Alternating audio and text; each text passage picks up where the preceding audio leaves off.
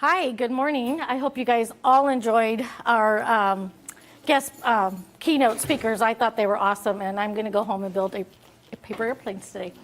And actually, I'm bringing a phone book on Monday so that we can build them here in our office. But I want to say hi to our online viewers, and I'm glad that they are joining us today. My name is Elizabeth Gamino, and I am a research associate here at the Ames Center. And I've been here for about 3.5 years maybe. And my focus and my colleague's focus, Aileen, who I'll give you a minute, she'll introduce herself.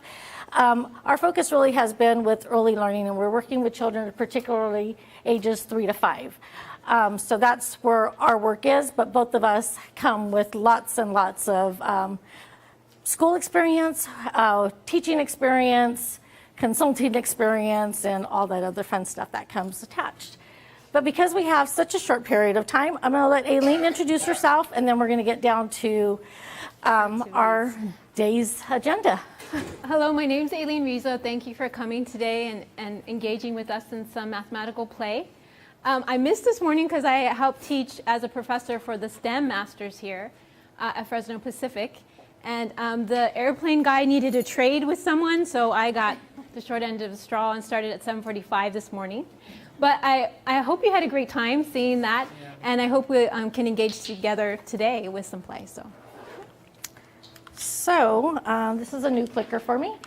But we're going to start off with this claim, and I'm not going to read it to you out loud because I know you guys can all read it. But the thing that I really want to emphasize here is that without play, our students engaging in it, we're really cutting down on the creativity, and we're cutting down on their curiosity and their interest. So as many times as we are able to provide play opportunities for our students, I would highly encourage it. And it doesn't have to just happen out on the playground. It can happen in your very own classrooms. And some of the activities that we're going to do today, and what our online viewers will see online, are some of the play activities that started out as a teacher-directed activity, because we were trying to get to see what mathematics comes through these activities, and then it actually turns into free play where the students are going and they're making connections for themselves. So our first task, because we want to get you involved, you guys just sat for a little while and we want you to be up and moving. You have a challenge, and it is the cup challenge, and you have the materials at your desk. See, I'm such a teacher. At your table. Every time, it's always at the desk. At your tables. So if you can make at least groups of 3, possibly 4, that would be the better. So if you just move for a little bit, you can go back to where you are feeling most comfortable sitting. But you are to construct a tower with all 50 cups. And you can be as creative as possible. The only thing you cannot do is your cups cannot lean up against anything. So nobody's standing on my walls around the room, and we really want to build it from the table. Feel free to stand on the table, just don't fall. If you need to, stand on a shoulder if you need to, tippy toes, whatever you need to do. If you need to borrow my 4-inch heels, I can probably take it off and you can have a little bit more elevation. Whatever you guys need to do.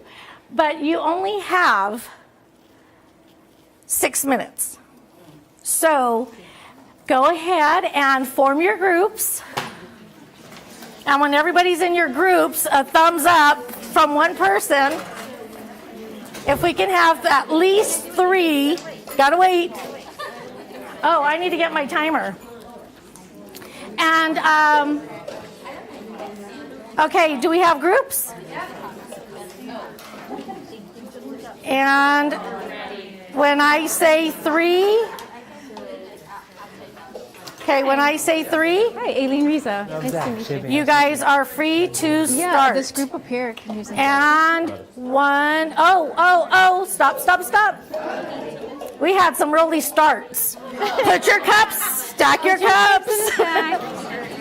Cups have to look like this. They're very competitive. Start with your towers like this. And then, because we all want to have an even playing field.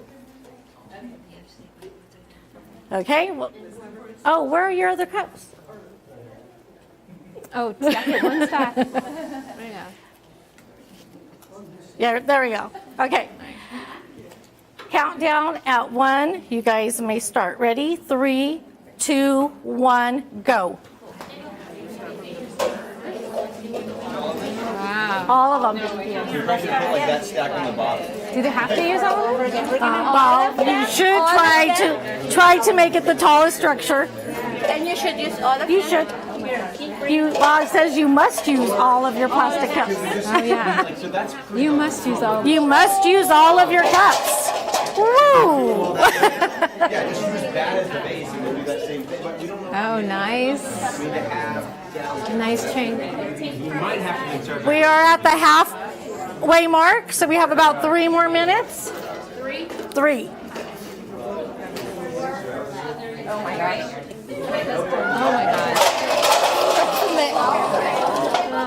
It happens. Wow, that was great. The whole thing. You have a minute and a half if you want to rebuild. How much more time? A minute and actually we're down to a minute and 24 seconds. 1 more second.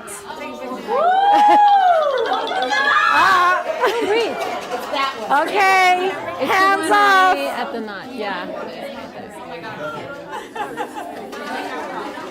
So take a look around the room. Is it time? Take a look around the room. Which one right now happens to be the tallest? Okay, we need to take hands off. All right, yeah, hands off. Yeah, hands off. Time's off. Time's up. Time's up. I'm sorry if my voice wasn't loud enough. Count the layers. How many Count layers? your layers. How many layers do you have? Yeah. 14? 14 layers. Anybody more than 14? 17 layers. Over there. How many? 17. So a tie right here? A 17, tie right here, 17? 17. 50 layers right there. It's true. It works. What was it? Yeah, you gotta use When you go back and you look at the challenge, what did it say? To build the tallest tower Well, you you have to can use all your cups. with all your cups. And so, did they use all Here's their a cup cups? in her hand. They most definitely did. And so we're looking at the height, and you had 17, you had 17. How many did you have? 15? 12. How many over here? 14. 14? 14. How many layers did you guys get to? 12. 12. How many layers over here? Oh, believe me, mine fell a lot too. We're so fine. Yeah. Okay, if you would like, take a picture of yours. Tower. And then if you could just take them down, and we'll move on to the next piece.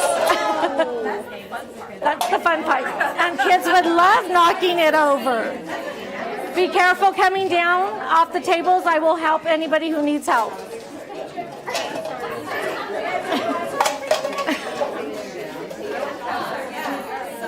Good job. You have to go and pose.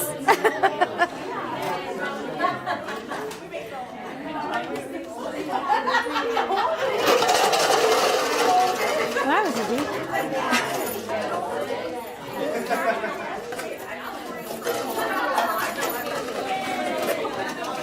Oh.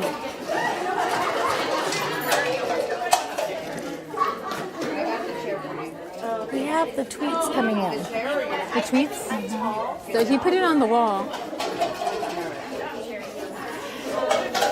Where can we see the tweets? Sorry? Where can we see the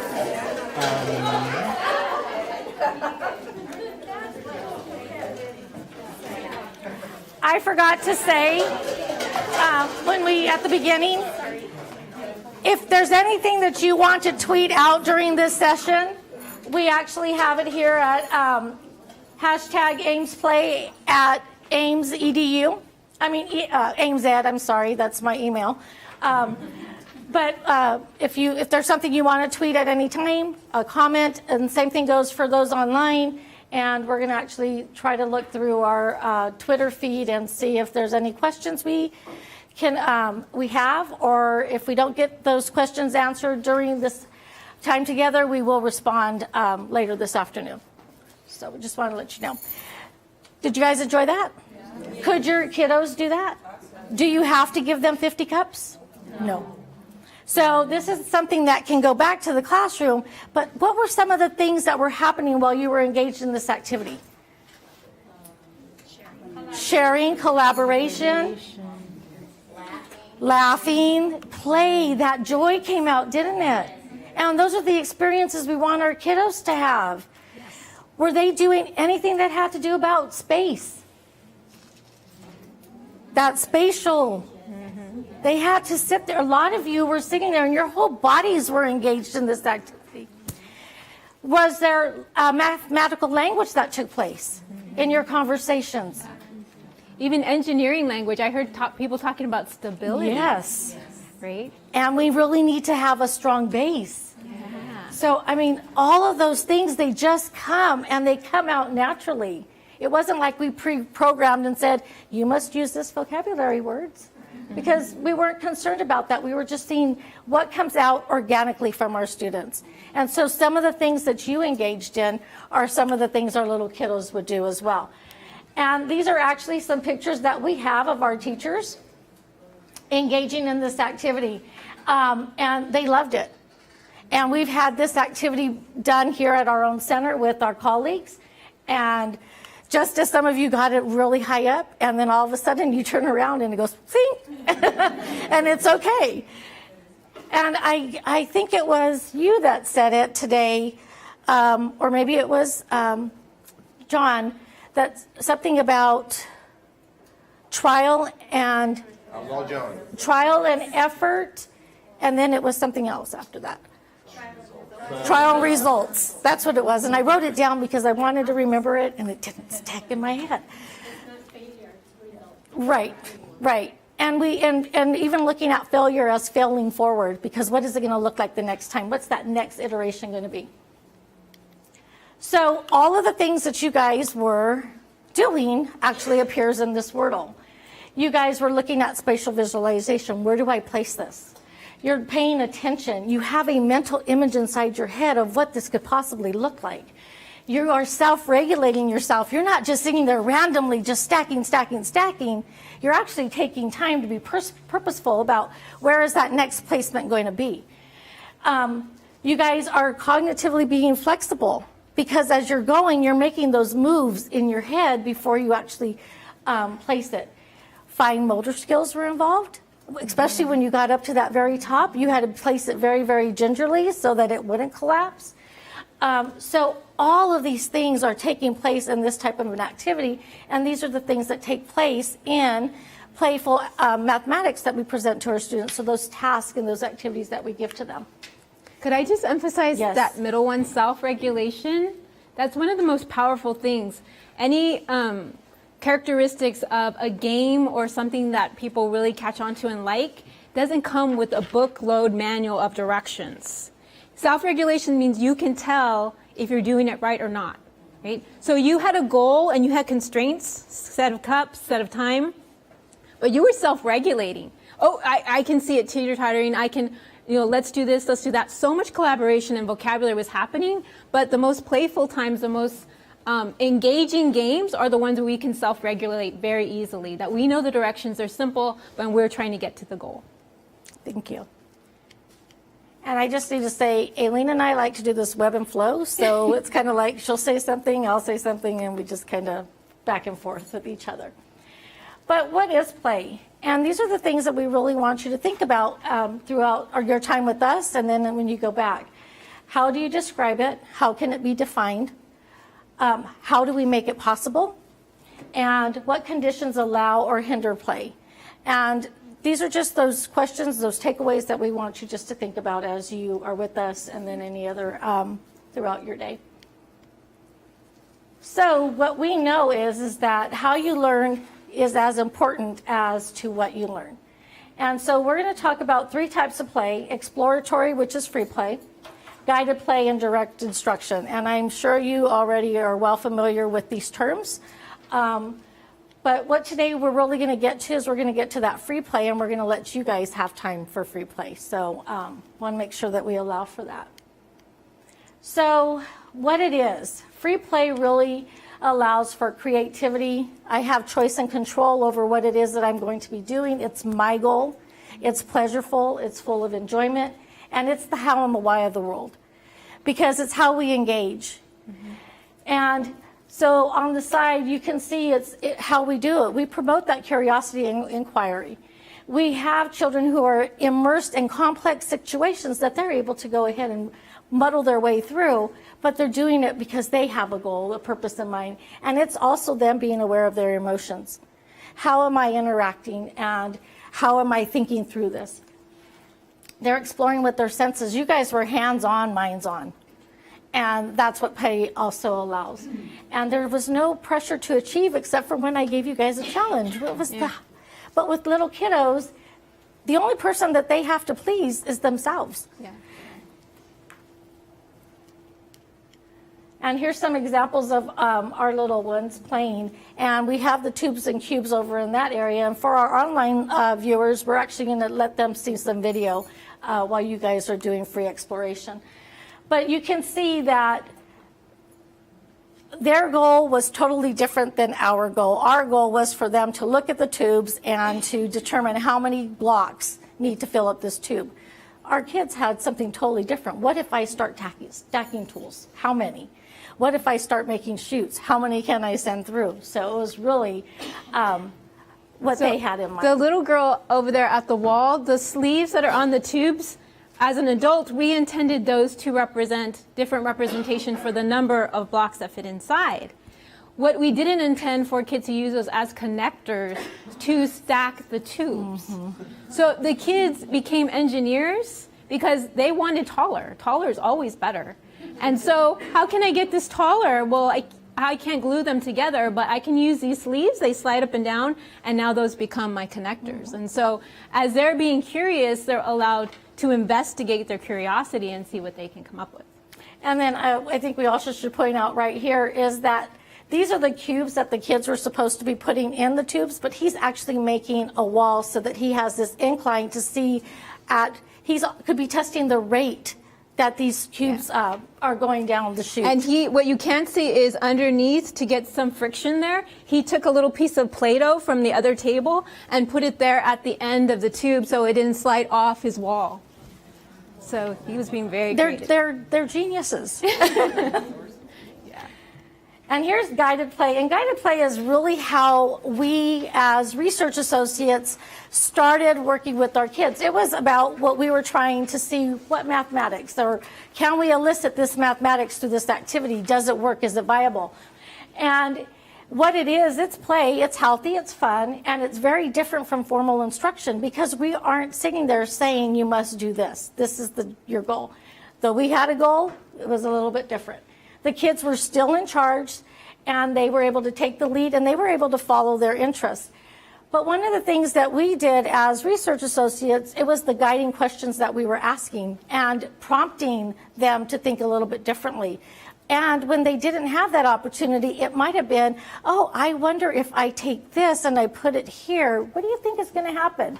And they would follow that lead, and then they would actually try some of the things. We were able, I'm actually let Aileen talk about this because we had an opportunity to talk with a researcher, and we've been reading a lot of her work, and it's actually some of the work that Aileen is doing right now.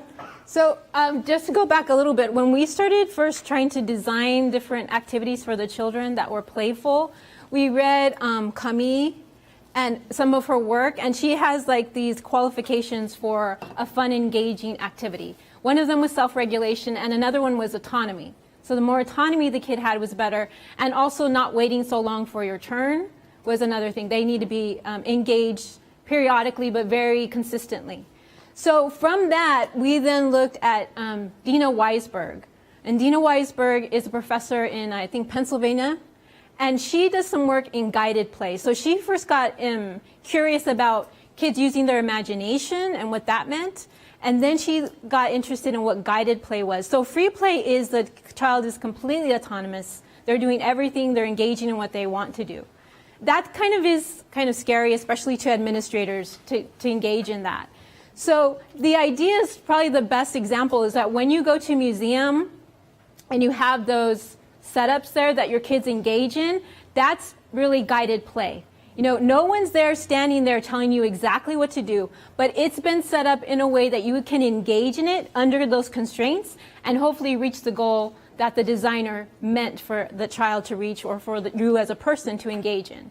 So guided play is the idea that we're going to still give the kid the autonomy of where to go, but there's some constraints, and the teacher is there to guide that learning. So maybe the child's making something, you say, I wonder how many cubes you have there or blocks you have there.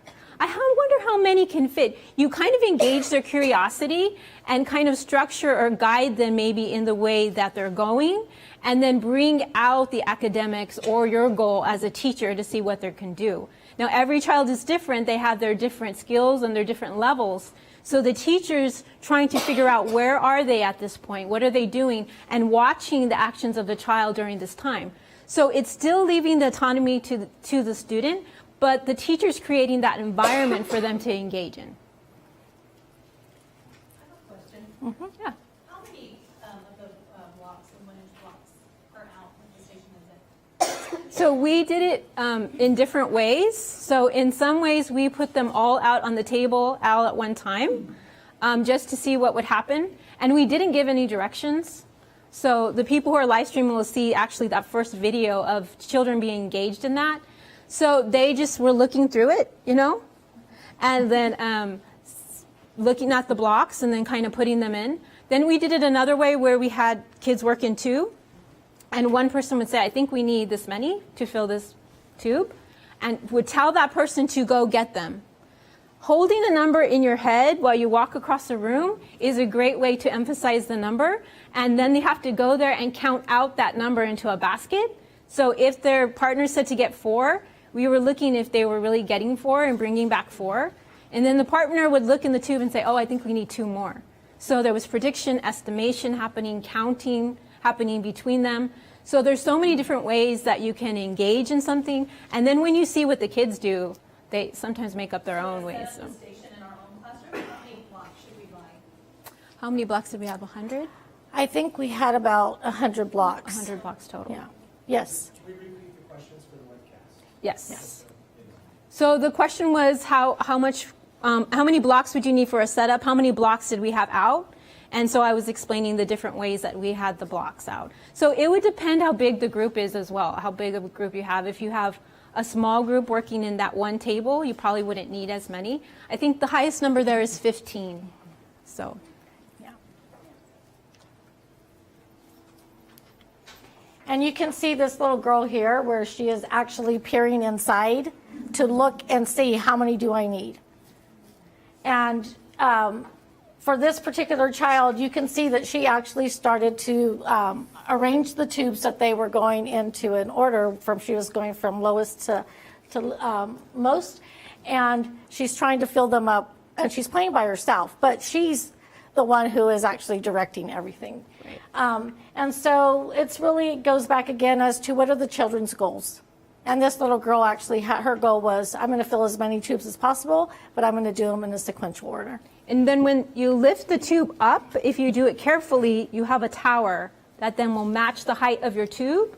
So that was another way that they were comparing what they were doing and getting that tall tower. They were lifting it up, and you should see their eyes like, wow, look at that underneath this tube, this was happening. So we were getting a lot of engagement that way. So like your number one tube, did you cut it so only one block would fit in it? Yes. I don't.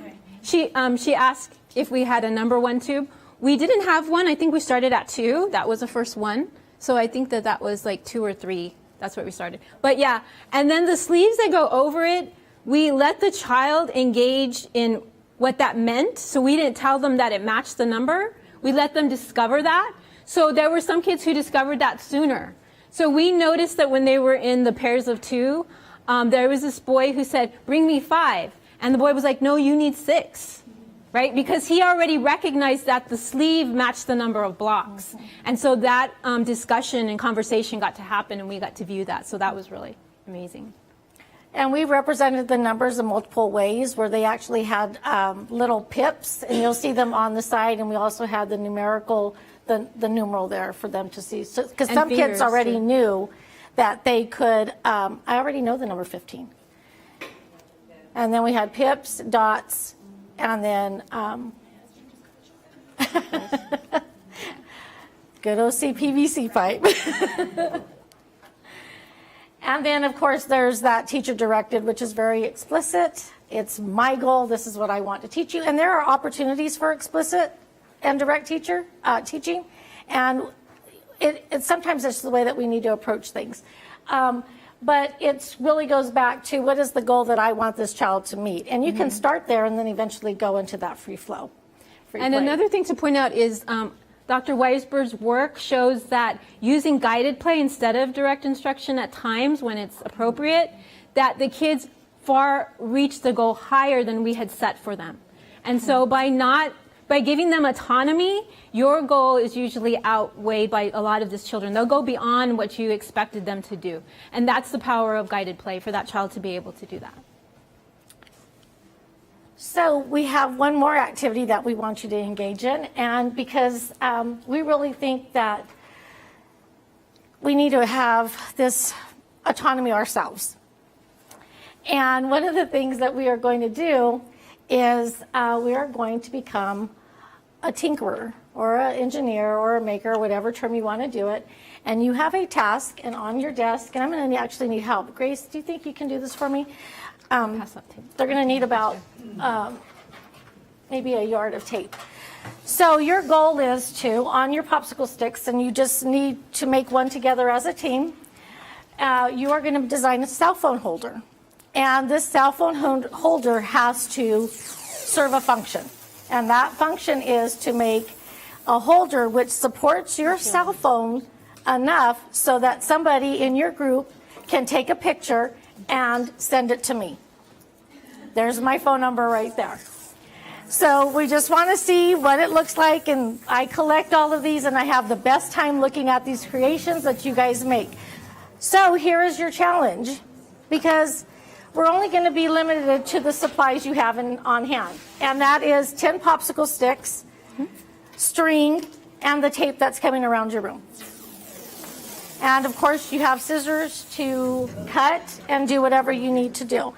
For our online viewers, as you're watching, I would like you to notice what are some of the things that you notice our participants in room doing, and how might you use an activity like this in your classroom. And if they can tweet that back to me, that'd be really appreciative. I'd be very much appreciative. So for this task, how much for the extra tape? Can we get another We'll talk about that later. I just want to go to this. Tinkering is using stuff. We're all tinkerers. We use something. Making, to be a maker, is using stuff To make stuff. to make stuff. So engineering is using stuff to make stuff that does stuff. So right now we're doing engineering because you guys are making a cell phone holder that is going to allow you to take a selfie, which is going to allow me to receive that on my end. And we are going to have, how much time do you think? Let me set my phone. It's 35. Yes. So 10 minutes? You can make a pair, or the four of you can make it your table, however you guys want, but you can only use 10 popsicle sticks. Want to use 10? Do we have enough time? So 2. How about 7? 7? How about 7 minutes? Okay, 7 minutes, and go ahead and start, and we'll go around. So, how many of you were successful? And how many of you are still in progress? You can still finish.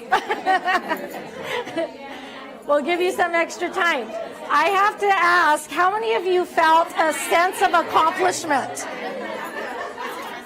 Once it finally stood up. They're celebrating over here still. They're celebrating over here. That's that sense of accomplishment. And I just keep getting text, and I love it because I just add it to my collection. I love it. It's like the best thing. So are you guys feeling good about yourselves? Yes? Are you feeling empowered? Are you feeling that you guys were able to have make your own decisions? Had the freedom to be as creative as possible?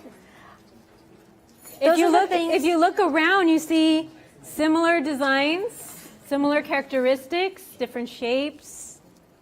I heard people talking about angles, right? All of these different things are coming out. But I want to highlight one over here.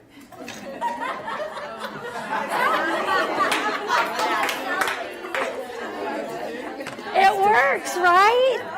It's holding it. It works, and that's the beauty of this. You can do something like this with your kiddos with popsicle sticks and tape.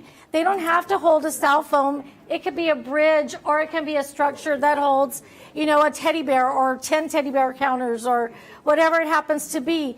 But it's all in the way that your children and the way that you are envisioning how this might work. And I can go through and I can remodify, because I bet you if I said come back tomorrow, let's make more, you would come with something already a little bit more sophisticated than what you've done, because you've had time to let it resonate. So we want to get you into up and moving around, and we want I love this. My phone is blowing up now. My watch is going dee, dee, dee, dee. So what we're going to do is I'm going to actually come back to the video at the end, if that's okay, because we want you to get up and do some free flow. And for our online viewers, we have video that you could actually watch if you go to https /www.aimsedu.org/aimsplay. That'll take you to our videos that you can watch. And if there's something interesting that you capture in those videos, we request that you, if you don't mind, sending us a tweet. If you have questions, you can do that as well. So real quickly, Aileen, do you want to take them around what we have? Yeah. So we have a board game here called Frog Splash. We studied about the power of linear board games for children and designed different ways that it could be play. We also thought about the dice and the different representation that children are making with numbers. Numerals are very abstract, but the first representation of numbers are usually their fingers, right? They know how old they are. They don't have to count it. They just know that that's 3. Well, we put those fingers on the dice and had them kind of work in that representation, because when you see this, you see the 3. You say why it's 3. When you see the numeral 3, you just see an abstract symbol that represents that. So it's always more powerful to get them seeing it as 3 and why it's 3. So we have both dots and finger patterns on some of those, so you can engage in that. When they're starting out, we usually just have 1 die, and then we'll rank it up to 2. Some of them will move 3 and then move 2. They won't put the numbers together yet, and some of them will start putting those 2 add-ins together over time. We have the same thing over here, so you can engage in either of those, Frog Splash, and this one is a little bit different layouts as well. We have the tubes and cubes, so you can come and investigate that. You saw some pictures of that as well. Over here we have Tower of Power, so we're using the Duplo squares, just the bricks, the 4x4, 2x2s. And then we made some cards for kids to build towers on. We're especially thought about using numbers that children tend to skip, like the number 13 is skipped a lot when kids make their sequence. So we thought about making them in sums that go with those numbers. So we have kids, either they're counting them and then making it, but there's a lot of comparing that they do. They'll make it, compare, oh, I need to add some more. They'll put some more in there. So you can engage in some of those pictures and see that. We have some that are distinct, where you'll see the lines in the tower, and then some where it's just a blank space. So different ways for kids to engage in it. And then over here we have what we call our Lego challenge, and they're cards, but these are cards for adults. They're not the cards we put out for our little kiddos, because we want you guys to be challenged. But feel free to play over here as well, and we have blocks and stuff for you to use here. So in looking at our time, we're always running short on time, because that's just us. Why don't we go around and play for about 10 minutes, and then we'll call you back. Right. So go have fun, and we'll be around, and we'll walk and answer any questions that you have.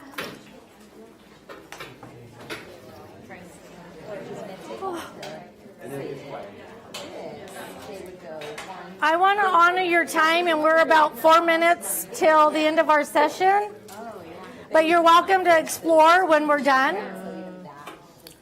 We'll leave them out, and if you guys want to play some more, you can play.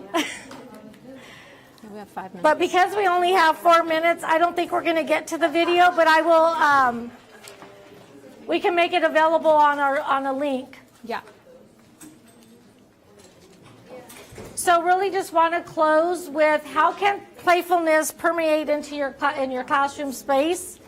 And it's really in setting up the environment, providing opportunities, having materials and different materials. Material doesn't matter when you really think about it. You want all your kids to participate. You want them to be curious. And we just really want to bring out that whole joy. We want it to be delightful for kids. So we heard today with our first speaker when she said by the time they get to 3rd grade, they're already not liking math. And so how do we promote that joy, not just in mathematics, but in education, period? So how do we do that? And we can actually do these things that we can do in our classroom. And can I just say, if you had learned math that way, would some of you think of math in a different way? Yeah. So you are changing the math stories of children. We can make it more playful, and we hope that their math stories will be more positive, right, in the long run. Mm-hmm. So we would like to end with this, and I'd actually like to do a choral read because we're going to incorporate some reading language arts. So if we could read this together, and we could start now. The child has 100 languages, 100 hands, 100 thoughts, 100 ways of thinking, of playing, of speaking, 100 always 100 ways of listening, of marveling, of loving, 100 joys for singing and understanding, 100 worlds to discover, 100 worlds to invent, 100 worlds to dream. And we really want to just promote that our kids, their jobs are not even created yet. And so if we start stifling curiosity and that playfulness and that delight, we aren't going to have many that are going to be able to sustain us in the future. And I worry about that because I'm getting old. I want those little kiddos walking out being able to make a difference in the world because I'm still going to be living in it, and I potentially will have some grandkids who will be living in it as well. So with that, here are some places that you can go to follow our stories. We have a colloquium series, and they're recorded for viewing. We have podcasts that are available for listening. And then we also do a blog series. And Aileen and I, we are on the early mathematics team. And so we really write to a lot of things in our other two colleagues. We write about the things that we're actually engaging our students in. We write about our activities that you see here around the room. We write about the research that we're reading. We write about our own personal thoughts about education. So those are some things that you're welcome to go back and read, listen, or watch. And then, does anybody have any questions or comments? Yes. You talked about 13 was a number. Yes. A lot of our babies missed. What is another number? 15. 15, 13 and 15. Mm-hmm. And when you hear kids counting, normally will skip 13, and if they say 15, sometimes it comes out as 15. But those are the numbers that are missed most frequently. And once they get to 20 and they start to get those decade numbers, it just kind of has that rhythm, 21, 22, all the way to 29. Breathe, 30. Any other questions? Comments? Well, you all have our email address. They're on your pamphlet. So we invite you to have conversations with us via email, either through Twitter as well. Facebook, if you're on Facebook, we're on Facebook. And we just really hope that you enjoyed your day with us. Apologize, we always run out of time, always. But if you want to play around in the room for about another 15 minutes, we'll be hanging around. Thank you. Thank you. Thank you. Thank you very much.